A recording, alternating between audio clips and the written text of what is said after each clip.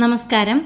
+1 biology സീരീസിലേക്ക് എല്ലാവർക്കും സ്വാഗതം. +1-ലെ വർഗീകരണം ജീവികളിൽ അഥവാ ബയോളജിക്കൽ ക്ലാസിഫിക്കേഷൻ എന്ന ചാപ്റ്ററാണ് നമ്മളിപ്പോൾ നോക്കിക്കൊണ്ടിരിക്കുന്നത്. അതിൽ ആദ്യത്തെ കിങ്ഡം മൊണീറയെക്കുറിച്ചാണ് കഴിഞ്ഞ വീഡിയോയിൽ നമ്മൾ പഠിച്ചത്. അതിൻ്റെ പാർട്ട് 2 വീഡിയോ ആണിത്. ഈ വീഡിയോയിൽ നമ്മൾ പഠിക്കുന്നത് കിങ്ഡം പ്രൊട്ടിസ്റ്റയെക്കുറിച്ചാണ്. പാർട്ട് 1 കാണാത്തവർക്ക് വേണ്ടിയുള്ള ലിങ്ക് ഡിസ്ക്രിപ്ഷൻ ബോക്സിൽ കൊടുക്കുന്നുണ്ട്. നമുക്കിപ്പോൾ കിങ്ഡം പ്രൊട്ടിസ്റ്റയെക്കുറിച്ച് നോക്കാം. കിങ്ഡം പ്രൊട്ടിസ്റ്റ യൂക്യാരിയോട്ടുകളായ എല്ലാ ഏകകോശ ജീവികളെയും പ്രൊട്ടിസ്റ്റ വിഭാഗത്തിൽ ഉൾപ്പെടുത്തിയിട്ടുണ്ടെങ്കിലും ഈ കിങ്ഡത്തിൻ്റെ അതിർവരമ്പുകൾ വ്യക്തമല്ല. എങ്ങനെയുള്ള ജീവികളാണ് അപ്പോൾ കിങ്ഡം പ്രൊട്ടിസ്റ്റയിൽ വരുന്നത്? യൂക്യാരിയോട്ടുകളായിട്ടുള്ള ഏകകോശ ജീവികളാണ്. യൂക്യാരിയോട്സ് ആയിട്ടുള്ള ഏകകോശ ജീവികളാണ് പ്രൊട്ടിസ്റ്റിൽ വരുന്നത്. ഒരു ജീവശാസ്ത്രജ്ഞൻ പ്രകാശ സംശ്ലേഷണ ശേഷിയുള്ള ഒരു പ്രൊട്ടിസ്റ്റ എന്ന് കരുതിയത്, അതായത് ഫോട്ടോസിന്തറ്റിക് ആയിട്ടുള്ള ഒരു പ്രൊട്ടിസ്റ്റ എന്ന് ഒരു ജീവശാസ്ത്രജ്ഞൻ കരുതുന്നത് മറ്റൊരാൾക്കൊരു സസ്യമാകാം. ഈ പുസ്തകത്തിൽ ക്രൈസോഫൈറ്റുകൾ, ഡൈനോഫ്ലാജലേറ്റുകൾ, യുഗ്ലിനോയിഡുകൾ, സ്ലൈം മോൾഡുകൾ, പ്രോട്ടോസോവകൾ എന്നിവയെ കിങ്ഡം പ്രൊട്ടിസ്റ്റയിൽ ഉൾപ്പെടുത്തിയിരിക്കുന്നു. ഇപ്പോൾ കിങ്ഡം പ്രൊട്ടിസ്റ്റയിൽ ഏതെല്ലാം വരും? ക്രൈസോഫൈറ്റുകൾ, ഡൈനോഫ്ലാജലേറ്റുകൾ, യുഗ്ലിനോയിഡുകൾ, സ്ലൈം മോൾഡുകൾ, പ്രോട്ടോസോവകൾ. ഈ 5 എണ്ണവും ഏതിൽ വരും? കിങ്ഡം പ്രൊട്ടിസ്റ്റയിൽ വരും. ഒന്നുകൂടെ പറയാം. ക്രൈസോഫൈറ്റുകൾ, ഡൈനോഫ്ലാജലേറ്റുകൾ, യുഗ്ലിനോയിഡുകൾ, സ്ലൈം മോൾഡുകൾ, പ്രോട്ടോസോവകൾ. പ്രൊട്ടിസ്റ്റ അംഗങ്ങൾ പ്രധാനമായും ജലത്തിൽ ജീവിക്കുന്നവയാണ്. പ്രൊട്ടിസ്റ്റ അംഗങ്ങൾ എവിടെയാണ് കാണപ്പെടുന്നത്? ജലത്തിലാണത് കാണപ്പെടുന്നത്. ജലത്തിൽ ജീവിക്കുന്നവയാണ്.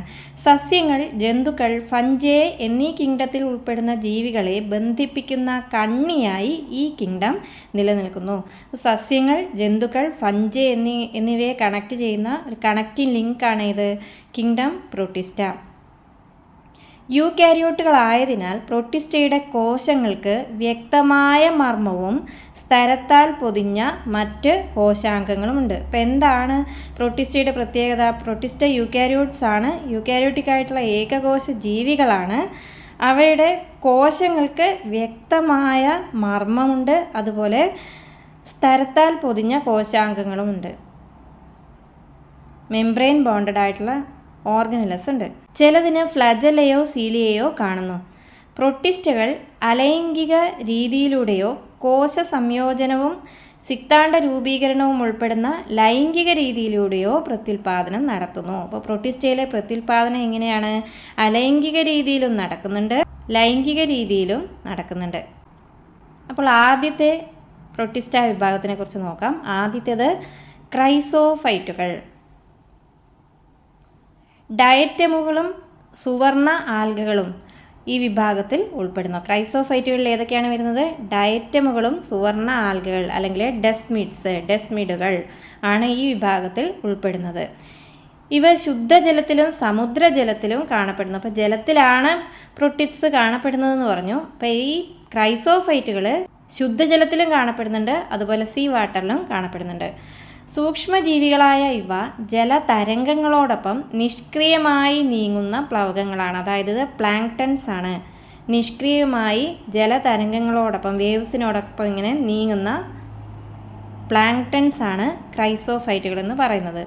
സോപ്പ് വെട്ടിയും അടപ്പും തമ്മിൽ ചേർന്നിരിക്കുന്നത് പോലെ ഒന്നിനു മുകളിൽ ഒന്നായി കാണുന്ന 2 നേർത്ത തോടുകൾ ചേർന്നതാണ് ഡയറ്റമുകളുടെ കോശഭിത്തി. ഡയറ്റമുകളുടെ കോശഭിത്തി എങ്ങനെയാണ്? ഒന്നിനു മുകളിൽ ഒന്നായി കാണുന്ന 2 നേർത്ത തോടുകൾ ചേർന്നതാണ് കോശഭിത്തി. സിലിക്ക നിർമ്മിതമായതിനാൽ കോശഭിത്തി നശിക്കുന്നില്ല. കോശഭിത്തി എന്തുകൊണ്ടാണ് ഉണ്ടാക്കിയിരിക്കുന്നത്? സിലിക്ക കൊണ്ടാണ് ഉണ്ടാക്കിയിരിക്കുന്നത്. അതുകൊണ്ട് കോശഭിത്തി നശിക്കുന്നില്ല. അതിനാൽ ഡയറ്റമുകളുടെ ആവാസത്തിൽ, ഡയറ്റമുകളുടെ ഹാബിറ്റാറ്റിൽ ഇവയുടെ കോശഭിത്തികൾ വൻതോതിൽ അടിഞ്ഞുകൂടുന്നു. ശതകോടി വർഷങ്ങളോളം ഇങ്ങനെ ശേഖരിക്കപ്പെടുന്ന കോശഭിത്തി ഭാഗങ്ങൾ ഡയറ്റമിക മണ്ണ് അല്ലെങ്കിൽ ഡയറ്റമേഷ്യസ് എർത്ത് എന്ന് അറിയപ്പെടുന്നു. തരികളുള്ളതിനാൽ ഈ മണ്ണ് പോളിഷ് ചെയ്യുന്നതിനും എണ്ണ, സിറപ്പ് എന്നിവ ശുദ്ധീകരിക്കുന്നതിനും ഉപയോഗിക്കുന്നു. ഡയറ്റമുകൾ സമുദ്രത്തിലെ പ്രധാന ഉൽപാദകരാണ്. ഇനി അടുത്തതാണ് ഡൈനോഫ്ലാജലേറ്റ്സുകൾ. മിക്കവാറും സമുദ്രജലത്തിൽ കാണുന്ന ഈ ജീവികൾ പ്രകാശ സംശ്ലേഷണ ശേഷി ഉള്ളവയാണ്. ഇപ്പോൾ ഡൈനോഫ്ലാജലേറ്റ്സ് എവിടെയാണ് കാണപ്പെടുന്നത്? സമുദ്രജലത്തിലാണ് കാണപ്പെടുന്നത്. ഈ ജീവികൾക്ക് ഫോട്ടോസിന്തസിസ് അല്ലെങ്കിൽ പ്രകാശ സംശ്ലേഷണത്തിനുള്ള കഴിവുണ്ട്. കോശത്തിലടങ്ങിയിരിക്കുന്ന വർണ്ണവസ്തുവിനനുസരിച്ച് ഇവ മഞ്ഞ, പച്ച, തവിട്ട്, നീല, ചുവപ്പ് നിറങ്ങളിൽ കാണപ്പെടുന്നു. കോശഭിത്തിക്ക് പുറത്ത് ഉറപ്പുള്ള സെല്ലുലോസ് പാളികൾ കാണപ്പെടുന്നു. കോശഭിത്തിക്ക് പുറത്ത് എന്താണുള്ളത്? ഉറപ്പുള്ള സെല്ലുലോസ് പാളികൾ കാണപ്പെടുന്നു. മിക്കവാറും എല്ലാ ഡൈനോഫ്ലജലേറ്റുകൾക്കും 2 ഫ്ലജലകളുണ്ട്. ഡൈ എന്ന് പറഞ്ഞാൽ 2 അല്ലേ? അപ്പോൾ ഡൈനോഫ്ലജലേറ്റുകൾക്ക് എത്ര ഫ്ലജലുണ്ട്? 2 ഫ്ലജലകളുണ്ട്. കോശഭിത്തിയുടെ പാളികൾക്കിടയിലുള്ള വിടവിൽ ഒന്ന് കുറുകയും മറ്റൊന്ന് നെടുകയും കാണപ്പെടുന്നു. അപ്പോൾ 2 ഫ്ലജലകളുണ്ട്. ഒന്ന് കോശഭിത്തിയുടെ പാളികൾക്കിടയിലുള്ള വിടവിൽ കുറുകെ കാണപ്പെടും, വേറെ ഒന്ന് നെടുകയും കാണപ്പെടുന്നു. ചുവന്ന ഡൈനോഫ്ലജലേറ്റുകൾ മിക്കപ്പോഴും തുടർച്ചയായി വിഭജിക്കുകയും സമുദ്രത്തെ ചുവപ്പ് നിറത്തിലാക്കുകയും ചെയ്യുന്നു. ചുവന്ന ഡൈനോഫ്ലജലേറ്റിന് എക്സാമ്പിളാണ് ഗോണിയാലക്സ്.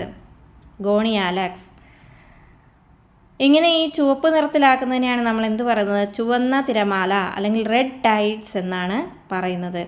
ഇത്തരം ജീവികളുടെ വലിയ കൂട്ടം ഉൽപ്പാദിപ്പിക്കുന്ന വിഷവസ്തുക്കൾക്ക് മത്സ്യങ്ങളെ പോലുള്ള മറ്റ് കടൽ ജീവികളെ കൊല്ലാൻ കഴിയും. ഈ ഒരു ചിത്രം ഡൈനോഫ്ലജലേറ്റിൻ്റെ ചിത്രമാണ്. അടുത്തതാണ് യുഗ്ലിനോയിഡ്സ്. മിക്കവാറും യുഗ്ലിനോയിഡുകൾ കെട്ടി നിൽക്കുന്ന ശുദ്ധജലത്തിൽ കാണപ്പെടുന്നു. യുഗ്ലിനോയിഡുകൾ സീവാട്ടറിലല്ല കാണപ്പെടുന്നത്, മിക്കവാറും അത് ശുദ്ധജലത്തിൽ കെട്ടി നിൽക്കുന്ന ശുദ്ധജലത്തിലാണ് കാണപ്പെടുന്നത്. കോശഭിത്തിക്ക് പകരം മാംസ്യസമ്പന്നമായ വേറെ ഒരു പാളിയാണുള്ളത്. അതിനെയാണ് നമ്മൾ എന്ത് പറയുന്നത്? പെല്ലിക്കിൾ. കോശഭിത്തിക്ക് പകരമുള്ള മാംസ്യസമ്പന്നമായ പാളിയെ പറയുന്നത് പെല്ലിക്കിൾ എന്നാണ് യുഗ്ലിനോയിഡുകളുടെ. ഇവയുടെ കോശശരീരം വഴക്കമുള്ളതാണ്. നല്ല വഴക്കമുള്ള കോശശരീരമാണ് യുഗ്ലിനോയിഡ്സിനുള്ളത്. ഇവയ്ക്ക് 2 ഫ്ലജലകളുണ്ട്. ഒന്ന് നീളം കുറഞ്ഞതും മറ്റൊന്ന് നീളം കൂടിയതും. സൂര്യപ്രകാശത്തിൻ്റെ സാന്നിധ്യത്തിൽ ഇവ പ്രകാശ സംശ്ലേഷണ ശേഷിയുള്ളവ ആണെങ്കിലും പ്രകാശത്തിൻ്റെ അസാന്നിധ്യത്തിൽ മറ്റ് ചെറുജീവികളെ ഭക്ഷിക്കുന്ന പരപോഷികളായി വർത്തിക്കുന്നു. ഇപ്പോൾ യുഗ്ലിനോയിഡുകൾ എന്താണ്? സ്വപോഷികളുമാണ്, പരപോഷികളുമാണ്. സൂര്യപ്രകാശം ഉള്ളപ്പോൾ അതിനെന്ത് ചെയ്യാൻ പറ്റും? ഫോട്ടോസിന്തസിസ് നടത്തിയിട്ട് ഫുഡ് ഉണ്ടാക്കാൻ പറ്റും. എന്നാൽ സൂര്യപ്രകാശം ഇല്ലാത്തപ്പോഴോ അത് മറ്റ് ചെറുജീവികളെ ഭക്ഷിക്കുന്ന പരപോഷികളായി വർത്തിക്കുന്നു. ഉയർന്ന തരം സസ്യങ്ങളിൽ കാണപ്പെടുന്ന വർണ്ണവസ്തുക്കൾക്ക് സമാനമായ വർണ്ണവസ്തുവാണ് യുഗ്ലിനോയിഡിലും കാണപ്പെടുന്നത്. അപ്പോൾ യുഗ്ലിനോയിഡിലൊരു വർണ്ണവസ്തു ഉണ്ട്. ഉയർന്ന തരം സസ്യങ്ങളിൽ കാണപ്പെടുന്ന പിഗ്മെൻസിന് സമാനമായിട്ടുള്ള പിഗ്മെൻസ് ഇതിലും കാണപ്പെടുന്നുണ്ട്. യുഗ്ലിനോയിഡ്സിന് എക്സാമ്പിളാണ് യുഗ്ലീന. ഈ കൊടുത്തിരിക്കുന്നത് യുഗ്ലീനയുടെ പിക്ചറാണ്. അടുത്തതാണ് സ്ലൈം മോൾഡുകൾ അഥവാ സ്ലൈം മോൾഡ്സ്. സ്ലൈം മോൾഡുകൾ ശവോപജീവികളായ പ്രൊട്ടിസ്റ്റുകളാണ്. ശവോപജീവികളായ അല്ലെങ്കിൽ സാപ്രോഫൈറ്റിക് ആയിട്ടുള്ള പ്രൊട്ടിസ്റ്റുകൾ ഏതാണെന്ന് ചോദിച്ചാൽ ഏതാണ്? സ്ലൈം മോൾഡുകളാണ്. ഇവ അഴുകുന്ന സസ്യഭാഗങ്ങളിലൂടെ സഞ്ചരിച്ച് ജൈവപദാർത്ഥങ്ങൾ ആഗിരണം ചെയ്യുന്നു. അഴുകുന്ന സസ്യഭാഗങ്ങൾ, അതായത് ഈ ഇല, കാണ്ഡം ഇങ്ങനെ അഴുകിപ്പോകുന്ന സസ്യഭാഗങ്ങളിലൂടെ ഈ സ്ലൈം മോൾഡുകൾ പോയിട്ട് ജൈവപദാർത്ഥങ്ങളെ ഇത് ആഗിരണം ചെയ്യുന്നു. ഇവ ആഗിരണം വഴിയാണ് ജൈവപദാർത്ഥങ്ങളെ ഉള്ളിലേക്ക് എടുക്കുന്നത്. അനുകൂല സാഹചര്യങ്ങളിൽ ഇവ കൂടിച്ചേർന്ന് വളർന്ന് അധികം സ്ഥലങ്ങളിലേക്ക് വ്യാപിക്കുന്നു. ഈ കൂട്ടത്തെ എന്ത് വിളിക്കും? പ്ലാസ്മോഡിയം. ഈ കൂട്ടത്തെയാണ് പ്ലാസ്മോഡിയം എന്ന് വിളിക്കുന്നത്. അനുകൂല സാഹചര്യങ്ങളിൽ സ്ലൈം മോൾഡുകൾ കൂടിച്ചേർന്ന് വളർന്ന് അധികം സ്ഥലങ്ങളിലേക്ക് അത് വ്യാപിക്കും. ഇങ്ങനെ ഉണ്ടാകുന്ന ഈ കൂട്ടത്തിനെയാണ് പ്ലാസ്മോഡിയം എന്ന് അറിയപ്പെടുന്നത്. പ്രതികൂല സാഹചര്യങ്ങളിൽ പ്ലാസ്മോഡിയത്തിന് രൂപമാറ്റം സംഭവിക്കുന്നു. അങ്ങനെ അഗ്രഭാഗങ്ങളിൽ രേണുക്കൾ വഹിക്കുന്ന ഫ്രൂട്ടിംഗ് ബോഡികളായി ഈ പ്ലാസ്മോഡിയം മാറുന്നു. അപ്പോൾ പ്രതികൂല സാഹചര്യങ്ങളിൽ സ്ലൈം മോൾഡുകൾ എന്തായിരിക്കും? ഫ്രൂട്ടിംഗ് ബോഡീസ് ആയിരിക്കും. അതിൻ്റെ അഗ്രഭാഗങ്ങളിൽ സ്പോർസ് അഥവാ രേണുക്കൾ ഉണ്ടായിരിക്കും. അനുകൂല സാഹചര്യങ്ങളാണെങ്കിൽ ഇവ കൂടിച്ചേർന്ന് വളർന്ന് ഒരുപാടായി മാറിയിട്ട് മറ്റു സ്ഥലങ്ങളിലേക്ക് വ്യാപിക്കും. അപ്പോൾ ഇങ്ങനെയുള്ള ഈ കൂട്ടത്തിനെയാണ് പ്ലാസ്മോഡിയം എന്ന് പറയുന്നത്. പ്രതികൂല സാഹചര്യങ്ങളാണെങ്കിൽ സ്ലൈം മോൾഡുകൾ ഫ്രൂട്ടിംഗ് ബോഡീസ് ആയിട്ടാണ് കാണപ്പെടുന്നത്. അതായത് അതിൻ്റെ അഗ്രഭാഗങ്ങളിൽ രേണുക്കൾ ഉണ്ടായിരിക്കും. രേണുക്കൾക്ക് യഥാർത്ഥ കോശഭിത്തി കാണപ്പെടുന്നു. രേണുക്കൾക്ക് എന്തുണ്ട്? സെൽ വാൾ ഉണ്ടായിരിക്കും. അപ്പോൾ പ്രതികൂല സാഹചര്യങ്ങളെ അതിജീവിക്കാൻ കഴിവുള്ളവയും അനേക വർഷം നിലനിൽക്കാൻ കഴിവുള്ളവയുമാണ്. ഈ സ്പോർസിൻ്റെ ഫ്രൂട്ടിംഗ് ബോഡീസിൻ്റെ മുകളിൽ കാണുന്ന ഈ സ്പോർസിൻ്റെ ഡിസ്ട്രിബ്യൂഷൻ എന്ന് പറയുന്നത് കാറ്റിലൂടെയാണ് നടക്കുന്നത്. ഇപ്പോൾ ഈ കൊടുത്തിരിക്കുന്ന ഈ ചിത്രം സ്ലൈം മോൾഡിൻ്റെതാണ്. അടുത്തതാണ് പ്രോട്ടോസോവകൾ അല്ലെങ്കിൽ പ്രോട്ടോസോവൻസ്. എല്ലാം തന്നെ എന്താണ്? പരപോഷികളാണ്. അവ ഇരപിടിയന്മാരായോ പരാദങ്ങളായോ ജീവിക്കുന്നു. ഇവ ജന്തുക്കളുടെ പൂർവ്വ ബന്ധുക്കളാണെന്ന് വിശ്വസിക്കപ്പെടുന്നു. പ്രധാനമായും 4 വിഭാഗം പ്രോട്ടോസോവകളുണ്ട്. Amoeboid പ്രോട്ടോസോവകൾ, ഫ്ലാജലേറ്റഡ് പ്രോട്ടോസോവകൾ, ciliated പ്രോട്ടോസോവകൾ, സ്പോറോസോവകൾ. അപ്പോൾ ഇതിലാദ്യം അമീബോയിഡ് പ്രോട്ടോസോവകളെക്കുറിച്ച് നോക്കാം. അമീബോയിഡ് പ്രോട്ടോസോവകൾ ശുദ്ധജലം, സമുദ്രജലം, ഈർപ്പമുള്ള മണ്ണ് എന്നിവിടങ്ങളിൽ ജീവിക്കുന്നു. അമീബോയിഡ് പ്രോട്ടോസോവകൾ എവിടെ കാണുന്നു? ശുദ്ധജലം, സമുദ്രജലം, ഈർപ്പമുള്ള മണ്ണ് എന്നിവിടങ്ങളിൽ ജീവിക്കുന്നു. ചലിക്കുന്നതിനും ഇരപിടിക്കുന്നതിനും ഇവ കപടപാദങ്ങൾ അഥവാ സ്യൂഡോപോഡിയ ഉപയോഗിക്കുന്നു. ഉദാഹരണം അമീബ. അറിയാലോ അമീബ എങ്ങനെയാണ് അതിൻ്റെ ലോക്കോമോഷൻ നടത്തുന്നത്? സ്യൂഡോപോഡിയ ഉപയോഗിച്ചിട്ടല്ലേ. അപ്പോൾ അമീബോയിഡ് പ്രോട്ടോസോവകൾക്ക് ചലിക്കുന്നതിനും ഇരപിടിക്കുന്നതിനും ഉള്ള ഭാഗമാണ് ഇത് കപടപാദങ്ങൾ അല്ലെങ്കിൽ സ്യൂഡോപോഡിയ. സമുദ്രജലത്തിൽ കാണുന്നവയ്ക്ക് സിലിക്ക നിർമ്മിതമായ പുറന്തോട് ഉണ്ട്. ശുദ്ധജലത്തിലും സമുദ്രജലത്തിലും കാണുന്നുവെന്ന് പറഞ്ഞു. അതിൽ സമുദ്രജലത്തിൽ കാണുന്നവയ്ക്ക് സിലിക്ക നിർമ്മിതമായ പുറന്തോടുണ്ട്. എൻഡമീബ പോലെയുള്ള ചില ജീവികൾ പരാദങ്ങളാണ്. പരാദങ്ങളായിട്ടുള്ള പ്രോട്ടോസോവ അല്ലെങ്കിൽ പരാദങ്ങളായിട്ടുള്ള അമീബോയിഡ് പ്രോട്ടോസോവകൾക്ക് എക്സാമ്പിളാണ് എൻഡമീബ. ഇനി അടുത്തതാണ് ഫ്ലജലേറ്റഡ് പ്രോട്ടോസോവകൾ. ഫ്ലാജലേറ്റഡ് പ്രോട്ടോസോവൻസ്. ഫ്ലാജലേറ്റഡ് പ്രോട്ടോസോവകൾ ഒന്നുകിൽ ഫ്രീ ലിവിങ് ആയിരിക്കും, സ്വതന്ത്രമായി ജീവിക്കുന്നവയായിരിക്കും, അല്ലെങ്കിൽ അത് പരാദങ്ങളായിട്ട് മറ്റ് ജീവികളിൽ ജീവിക്കുന്നവയായിരിക്കും.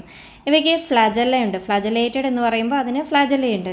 സ്ലീപ്പിംഗ് സിക്നസ് പോലുള്ള അസുഖങ്ങൾക്ക് കാരണം പരാദങ്ങളായ ചില ഫ്ലാജലേറ്റഡ് പ്രോട്ടോസോവകളാണ്.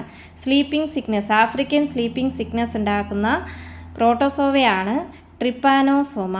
ട്രിപ്പാനോസോമയാണ് ആഫ്രിക്കൻ സ്ലീപ്പിംഗ് സിക്നസ് ഉണ്ടാക്കുന്നത്. അതൊരു ഫ്ലാജലേറ്റഡ് പ്രോട്ടോസോവയ്ക്ക് എക്സാമ്പിളാണ്. അടുത്തതാണ് സീലിയേറ്റഡ് പ്രോട്ടോസോവൻസ്. ആയിരക്കണക്കിന് സീലിയകളുടെ സഹായത്താൽ സജീവമായി ചലിക്കാൻ കഴിയുന്ന ജലജീവികളാണിവ. കോശോപരിതലത്തിൽ നിന്ന് പുറത്തേക്ക് തുറക്കുന്ന ഒരു അറ ഇവയുടെ കോശത്തിൽ ഉണ്ട്. സീലിയേറ്റഡ് പ്രോട്ടോസോവൻസിന് അതിന് സെല്ലിൻ്റെ സർഫസിൽ നിന്ന് തന്നെ പുറത്തേക്ക് തുറക്കുന്ന ഒരു അറയുണ്ട്. ആ ഒരു അറയാണ് എന്ത് പറയുന്നത്? ഗള്ളറ്റ് എന്നാണ് പറയുന്നത്. സീലിയ നിരകളുടെ ഏകോപന ചലനം വെള്ളത്തോടൊപ്പമുള്ള ഭക്ഷണത്തെ ഗള്ളറ്റിനുള്ളിലേക്ക് കടത്തിവിടുന്നു. വെള്ളത്തിൻ്റെ കൂടെ ഫുഡും കൂടെ എങ്ങോട്ടേക്ക് എത്തും? ഈ ഒരു അറയിലേക്ക് അല്ലെങ്കിൽ ഗള്ളറ്റിലേക്ക് എത്തുന്നു. സീലിയേറ്റഡ് പ്രോട്ടോസോവിന് എക്സാമ്പിളാണ് പാരമീഷ്യം. പാരമീഷ്യം ഇതിലാണ് വരുന്നത്? ഫ്ലജലേറ്റഡ് അല്ല, അമീബോയിഡും അല്ല, സീലിയേറ്റഡ് ആണ് പാരമീഷ്യം. പാരമീഷ്യത്തിൻ്റെ മേലെ കുറേ സീലിയാസ് കാണാൻ പറ്റും. അടുത്തതാണ് സ്പോറോസോവൻസ്. സ്പോറോസോവൻസ് എന്ന് പറഞ്ഞാൽ രോഗം പരത്താൻ കഴിവുള്ള രേണുക്കൾ അല്ലെങ്കിൽ സ്പോർസ് ലൈക്ക് ആയിട്ടുള്ള ലൈഫ് സൈക്കിൾ ഇതിന് ഉണ്ടായിരിക്കും. സ്പോറോസോവൻസിൻ്റെ ലൈഫ് സൈക്കിളിൽ രേണുക്കൾ പോലെയുള്ള രോഗം പരത്താൻ കഴിവുള്ള ഒരു സ്റ്റേജ് ഉണ്ടായിരിക്കും. ഒരു കാലത്ത് മനുഷ്യഗണത്തെ പരിങ്ങലിലാക്കും വിധം പടർന്നു പിടിച്ച മലമ്പനി അഥവാ മലേറിയ എന്ന രോഗത്തിന് കാരണമായത് സ്പോറോസോവൻസിൽ ഉൾപ്പെട്ടിട്ടുള്ള പ്ലാസ്മോഡിയമാണ്. അപ്പോൾ മലേറിയൽ പാരസൈറ്റ് ഏതാണ്? പ്ലാസ്മോഡിയമാണ്. അത് ഏത് വിഭാഗത്തിലാണ് വരുന്നത്? പ്രോട്ടോസോവയിലെ സ്പോറോസോവ എന്ന് പറയുന്ന വിഭാഗത്തിൽ. സ്പോറോസോവനാണ് പ്ലാസ്മോഡിയം. ഇനി നമുക്ക് കിങ്ഡം ഫഞ്ചൈ മുതൽ അങ്ങോട്ടേക്കുള്ള പാർട്ടാണ് നോക്കാനുള്ളത്. നമുക്ക് അടുത്ത വീഡിയോയിൽ നോക്കാം. ഈ വീഡിയോ നിങ്ങൾക്ക് തീർച്ചയായും ഉപകാരപ്രദമായിരിക്കും. ഈ ഭാഗത്തു നിന്ന് പലപ്പോഴായി പല എക്സാംസിനായി ഒരുപാട് ക്വസ്റ്റ്യൻസ് വന്നതായി കണ്ടിട്ടുണ്ട്. അപ്പോൾ നന്നായി മനസ്സിലാക്കി പഠിക്കുക. വീഡിയോ ഇഷ്ടമായെങ്കിൽ ലൈക്ക് ചെയ്യുക, കമൻറ്റ് ചെയ്യുക. ചാനൽ ഇതുവരെ സബ്സ്ക്രൈബ് ചെയ്യാത്തവരാണെങ്കിൽ ചാനൽ സബ്സ്ക്രൈബ് ചെയ്യുക. താങ്ക്